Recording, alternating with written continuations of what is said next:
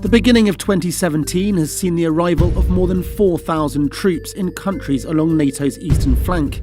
The movement is part of the biggest reinforcement of NATO's collective defence in a generation and is known as Enhanced Forward Presence. Enhanced Forward Presence is a demonstration that NATO understands the risks of our region and is reacting proportionately, protecting us all, because we know that defence is indivisible. Split into 4 multinational battle groups, each consisting of approximately 1,000 soldiers with equipment and armoured vehicles, the deployment sees 3 of the battle groups stationed in the Baltic states, Estonia, Latvia and Lithuania, and 1 in Poland. But why is the deployment necessary? We have a neighbour who does not respect its own signature on international agreement, who is more and more openly asking for a change in the international value-based world order. They still think that Baltic states and Poland are supposed to be the territories of influence to Russia, and that obsession that these territories have been lost to NATO and to the West is still very deeply in their consciousness and mind. And after occupation of Crimea and what's happening in Ukraine, it is clear that this mentality is still predominant in this country's leadership. Agreed at the NATO summit in Warsaw last year, the battle groups are combat ready and will train and operate alongside host nation forces. But just how serious is the threat? We don't see any imminent threat against any NATO ally, but we see a more assertive Russia. A Russia which has significantly increased its military presence in this region, which has invested heavily in defense military for many years.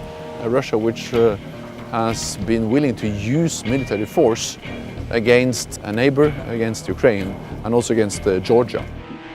The Baltic states, which have large Russian-speaking populations and also share a border with Russia, were occupied during the Soviet Union era, before regaining their independence in 1991. From very small age, you felt repressed and occupied.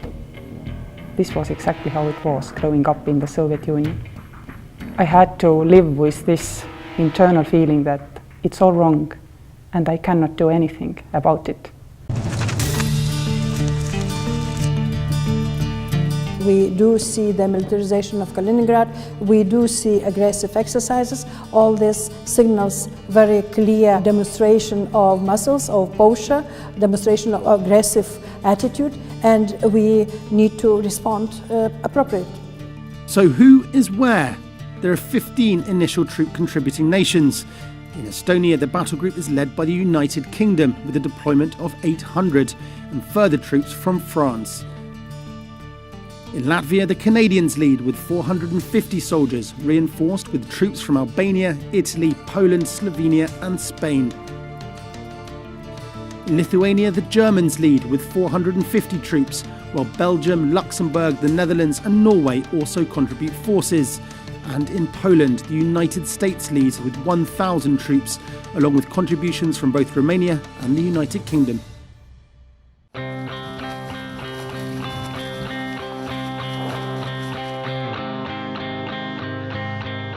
People do see soldiers from Enhanced Forward Presence, our British and French allies. They also see the Baltic Air Police mission airplanes flying over their heads on exercise or scrambling to look at the planes which are violating our airspace.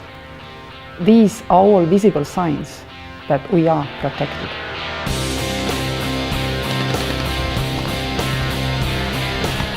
The 4 battle groups will deploy on a rotational basis, with more nations expected to contribute forces in the future. They will remain in place as long as required. We need to face this reality and to adapt to it, of course, only with deterrence position. No threats, no any kind of aggressive reactions towards our neighbors, just commitment of deterrence and self-defense if necessary. We don't seek confrontation, we don't want a new Cold War. Actually, we seek dialogue with Russia, but we have to send a clear message to avoid or prevent any misunderstanding and any miscalculation NATO stands as one for all for one. That's the best way to prevent conflict.